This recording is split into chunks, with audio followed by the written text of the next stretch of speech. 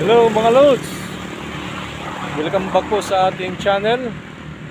At ngayon ay ipapasyal ko kayo dito sa Hacienda Luisita.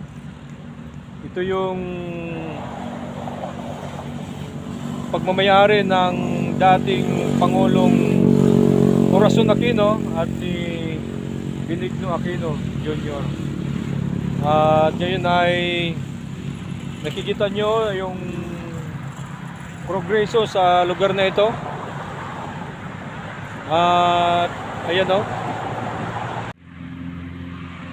ito yung dating napakalawak na tubuhan. Ayan, nating iikot yung camera, no? Ito yung Hacienda Luisita. Hanggang doon napakalawak, sobrang lawak. At ito yung ECTEX. Hanggang dyan lang dati yan. Kaso lang ay binuksan hanggang ECTEX para makadaan yung mga sasakyan. At milyon-milyon ang binayad ng gobyerno dyan sa mga Aquino para gawing highway ito. At ngayon ay araw ng linggo. Ayun, nakapagpahinga yung mga heavy equipment, yung mga backhoe. Ayun, ang daming mga backhoe dyan, no? Nasa ano yata ito? Nasa 8 hanggang doon, no? Ang dami. Ito ay nabili na ng Ayala Land. Yan po yung nakikita yung building. Yan ay eskwelahan, Don Bosco College. At mayroon na ng ano doon na mga establishment to. McDo. Ito yung highway yun, nagpapagawa na sila ng kalsada. Excuse. Para pagtayuan nito ng mga building, subdivision at mga negosyo. Mall. Yun ang kwento-kwento tungkol dito. At kung naalala nyo pa yung Hacienda Massacre, ayun yung sa dulo na yon. Yun yung Central Azucarera na pagmamayari ng mga Aquino. Puntahan natin yon. At dito muna tayo.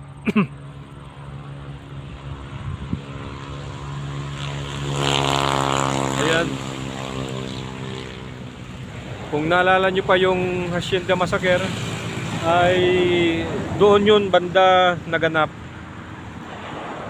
Ayan, punta tayo banda ron para makapag-video tayo ng malapitan.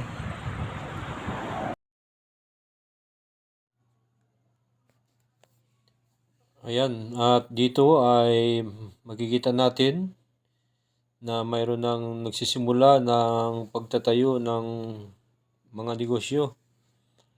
Mayroong Mart, McDonald at marami pang iba. At nakikita natin ay nagpapasimula na yung kanilang mga negosyo dito. Napakalawak talaga itong lupa na ito na gagawing business center ng Ayala Land. Ayan, yung nasa malayo, yung tinatawag na Central Azucarera de Tarlac. At sa tapat yun ay doon naganap ang massacre. Ang kalsadang ito ay hanggang dito lang dati. Ayan. At binuksan yan para makadaan ng mga sasakyan. Ayan, ito ngayon yung Hacienda Luisita. Hanggang doon, napakalawak yan. Ayan, oh. 10 barangay na napapaloob dito sa Hacienda. At yung napapaloob niyan, yan yung Mapalaksyaw. Hindi lang tayo nagbibideo dun sa loob kasi baka sabihin nila nag-i-spaya tayo kasi nga mayroong mga issue dito ngayon tungkol sa lupa. Saka marami rin ding mga taong ano dyan, kaya mahirap na. Ayan, ito yung Central kabuuan yan. At ngayon dahil nabili na ito ng Ayala, Ang problema nila ngayon dyan ay pinapaalis sila. Wala silang mga titulo at tapos ang lalaki ng mga bahay. Ayun, no trespassing. Yan, ito yung first time natin na mag-vlog, pero nag-iingat lang tayo dito kasi medyo iba dito sa lugar na to.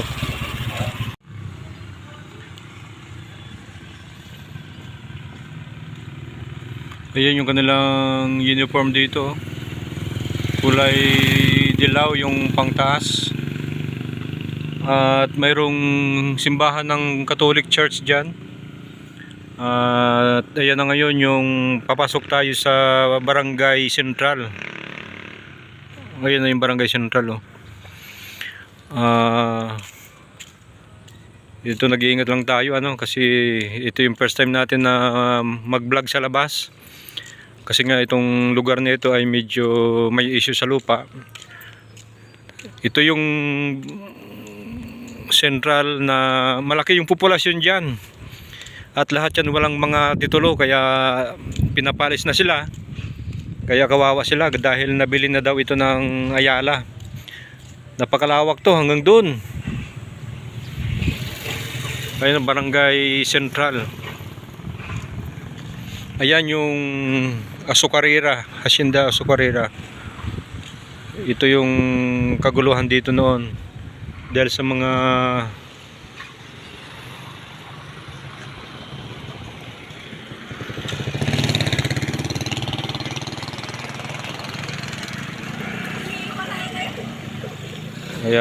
dahil sa mga manggagawa. Nagkaroon sila ng alyansa. Ayun yung simbahan ng Roman Catholic Church. Dahil Our Lady of Fatima. Excuse. Dahil si Pangulong Aquino saka si Cory Aquino ay mga Roman Catholic. Kaya nagpatayo sila ng church dyan.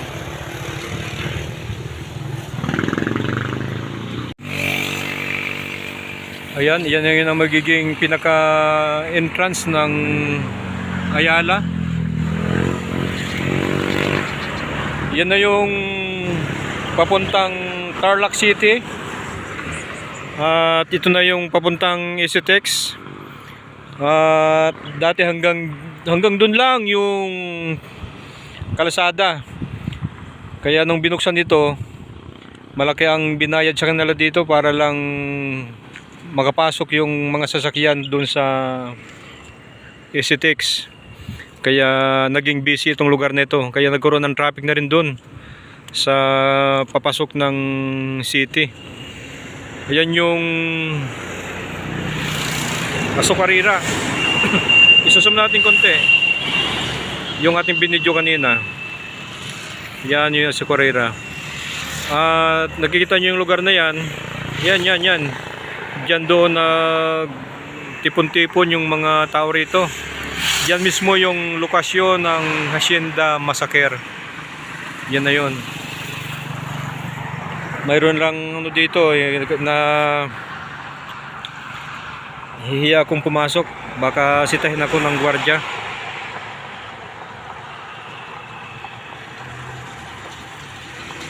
Ayan yung bakanting lupa na yan. Kapag panahon ng tinatawag na kabyaw o yung anihan ng tubo, diyan nagpaparada yung mga truck ng tubo para pumila doon para sa pagiling. Ayan, itatas ko yung camera, no? Yan mismo yung Hacienda Massacre lokasyon. At ang sabi nila nakapwesto daw dun sa mga puno yung mga sniper noon.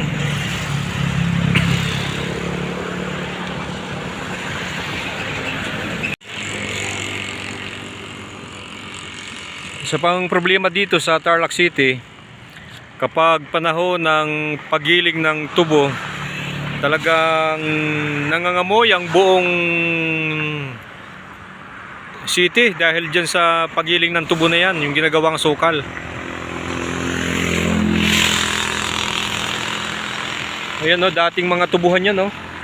Iikot natin yung ating camera. Hanggang doon, kanilang pag-aari yan.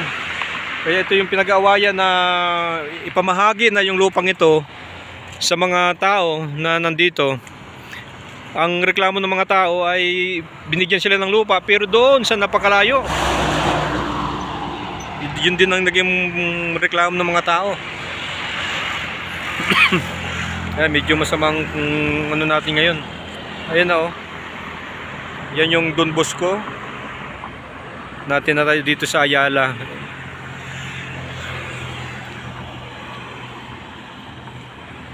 Ayan, marami pong salamat sa inyong panonood. Pasintabi na rin po sa mga naging biktima ng Hacienda Massacre. Ayan po yung lokasyon ng Hacienda Massacre. Salamat po. Yan yung Luisita Industrial Park. Nandyan yung mga kumpanya IWS, Sanyo at Philip Dodge. Marami dyan sa loob. Yan yung papasok. Dyan dati nagtrabaho yung asawa ko pero nag-resign na. Yan yung papuntang Isitex, yung pinagkuha na picture kanina, video. At yan ay lupang pag may mamayari pa rin ng mga Aquino. Hanggang doon napakalawak.